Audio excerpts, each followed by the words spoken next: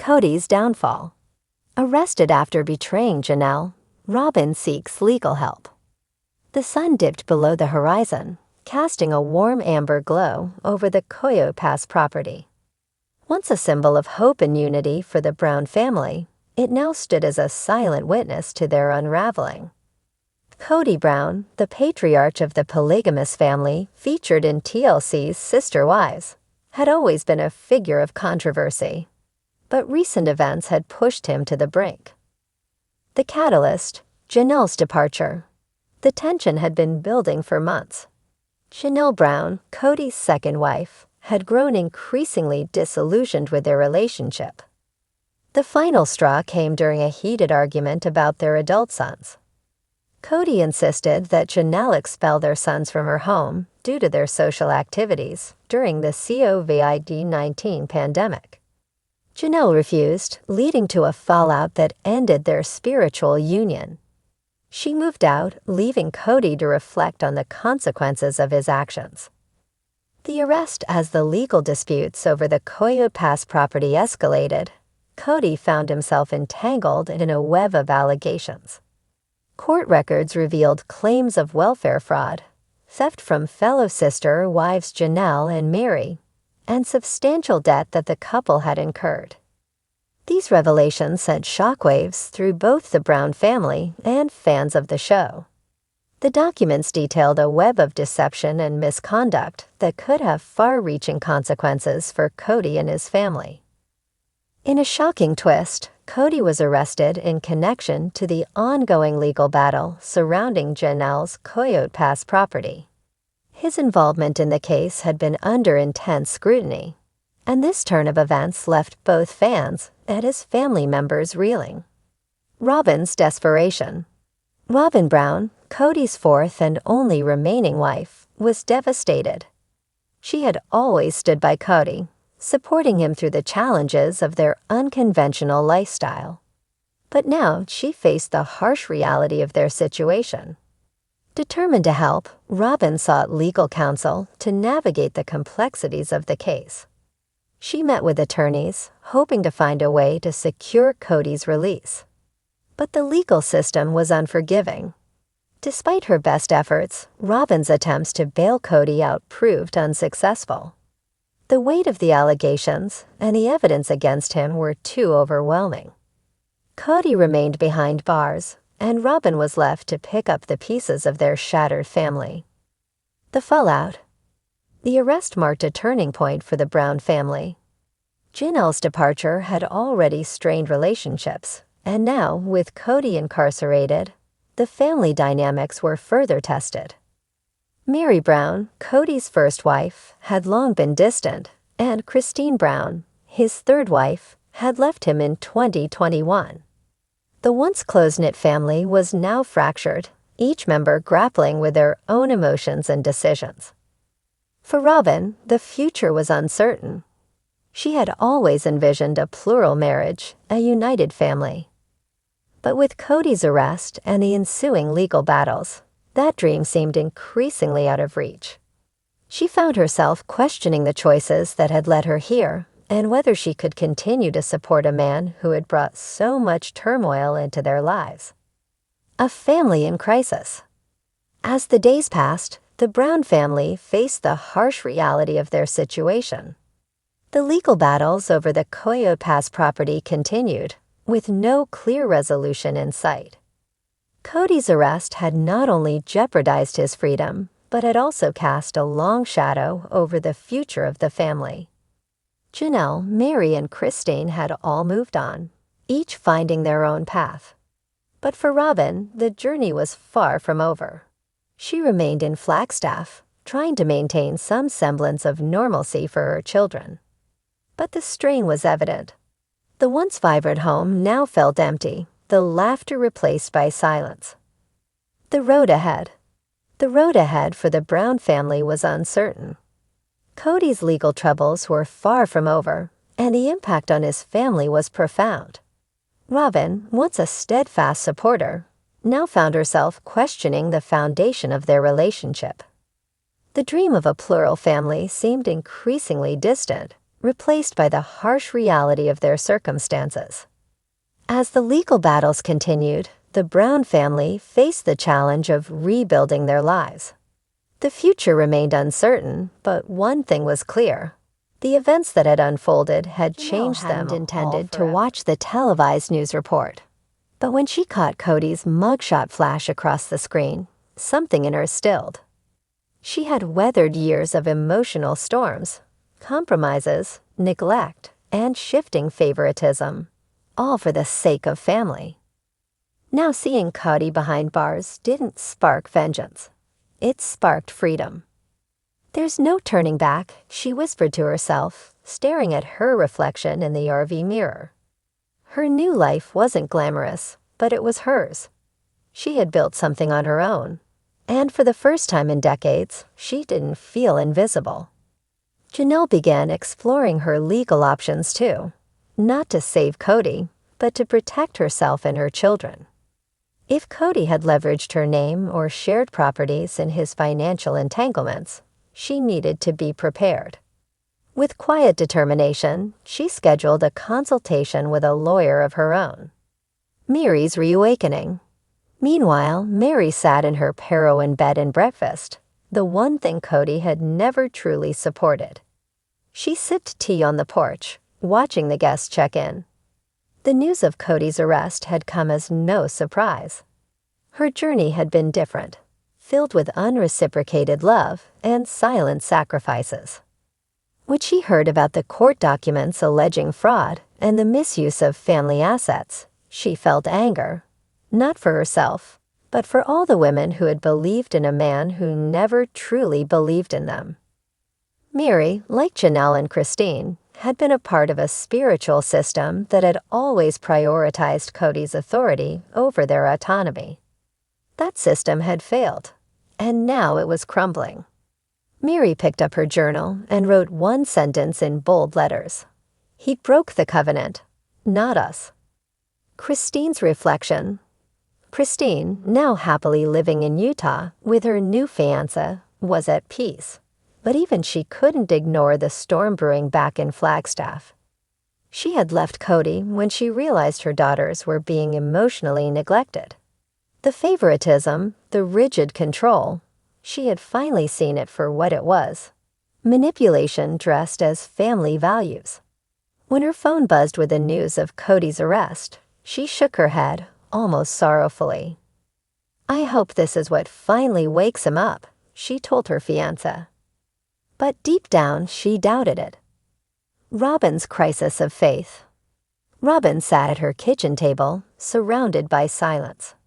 The kids were with her sister for the weekend, a small mercy, considering the chaos swirling around their father's arrest. The lawyer's words played on a loop in her mind. The court isn't just looking at financials. They're exploring potential coercion and misuse of family accounts. If you're listed as a joint partner or silent beneficiary, it may involve you too. Her heart pounded. Had she blindly signed something? Had she allowed Kody to make choices in their name that could now endanger her and her children? Kody had always made her feel chosen, protected, special. But now that protection felt like a prison. She went to their bedroom closet and pulled down a box filled with legal documents, business licenses, bank records, old property deeds. Her hands trembled as she leafed through them. Some were in Kody's name, some were joint, and some, to her horror, had Janelle's name scratched out and Robyn's written in. Her stomach turned. Public backlash. The news of Kody's arrest set social media ablaze. Longtime fans of Sister Wives took sides, but many came to a painful consensus. This isn't about plural marriage anymore. It's about ego, control, dissected the legal filings. TikTok creators posted clips of old episodes where Kody's manipulation had been on full display. Former fans sent messages of support to the wives, particularly Janelle and Christine, who had become quiet beacons of strength and independence. Robyn, once the most protected, was now the most scrutinized. Kody in isolation. Jail was not what Kody had expected. In his world, he had always been in control. The spiritual head, the voice of reason, the patriarch. But here, his voice meant nothing. The guards didn't care about his family show. The inmates didn't respect spiritual polygamy. And his lawyers were losing confidence in the case. The fraud charges were real. The financial trails were messy. The family was fractured. Kody stared at the cold concrete wall, thinking not of his wives, but of himself. They were supposed to follow me, he muttered, more to himself than anyone else. But for the first time in decades, no one was following. They were walking away. The turning point. Weeks passed. Robyn, now fully entrenched in legal meetings, made a critical decision. She filed for separation, not legal divorce, since they were only spiritually married, but formal financial disassociation. She couldn't risk being pulled down with Kody's sinking ship. It broke her, but it also freed her.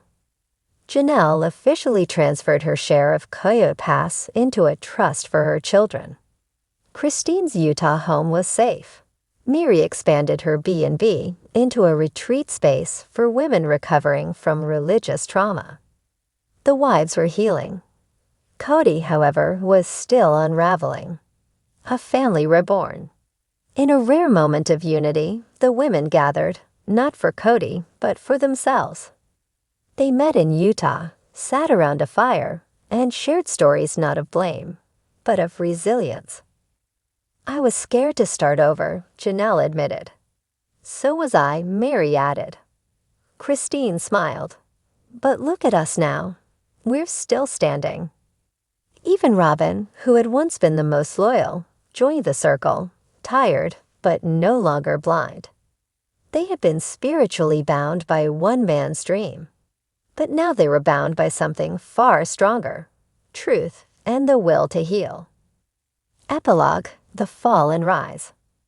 Kody Brown's arrest made headlines, but what came after it made history. For years, Sister Wives had been a show about plural marriage, but in the end, it became a story about individual power, collective healing, and the fall of a man who mistook control for love. As the case dragged on, Kody faded from the spotlight. Meanwhile, Janelle, Christine, Mary, and even Robyn redefined what family meant, not built on fear, but on freedom. And so, in the ashes of Kody's downfall, the wives rose, not as survivors of polygamy, but as architects of their story across tabloids and entertainment media. Reality TV patriarch faces court. Fraud, coercion, and property disputes rock Sister Wives' legacy. Kody stood before the judge, no longer a confident showman or religious head of household. Gone were his polished confessionals and rehearsed explanations. This time, there were no producers to edit out the awkward silences or spin his words. The court was unfiltered. Prosecutors laid out their case. Manipulation of shared family finances, using wives' credit and property for personal investment schemes, and possible benefit fraud involving government stimulus money during the pandemic.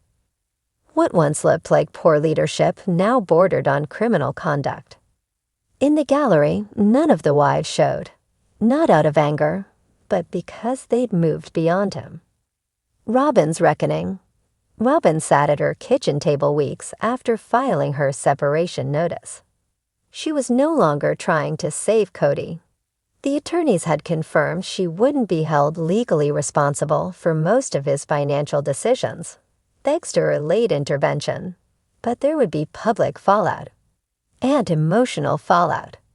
She now understood how Kody had manipulated them all, not just through religious ideals, but through charm and fear. She remembered how he once dismissed Janelle's concerns as emotional, how he accused Christine of being dramatic, and how he slowly chipped away at Mary's self-worth. And she had gone along with it, trusting him more than her own instincts. But now she felt the weight of that choice. One night, Robyn took off the pendant Kody had given her during their wedding ceremony, a symbol of their spiritual union, and placed it in a box labeled Past. She closed it, quietly but firmly. The wise move on Christine's wedding was small, outdoors, full of laughter and music. She wore a simple, elegant dress and walked down the aisle with her daughters by her side. It wasn't just a marriage ceremony, it was a declaration of rebirth. Kody wasn't mentioned, not even once. Mary, now running women's retreats in southern Utah, gave workshops about reclaiming identity after spiritual manipulation. Her guest list grew every month. Women traveled from across the country, some from polygamous communities, others from broken traditional marriages, to hear her speak. Leaving wasn't failure, she would say. Staying silent would have been.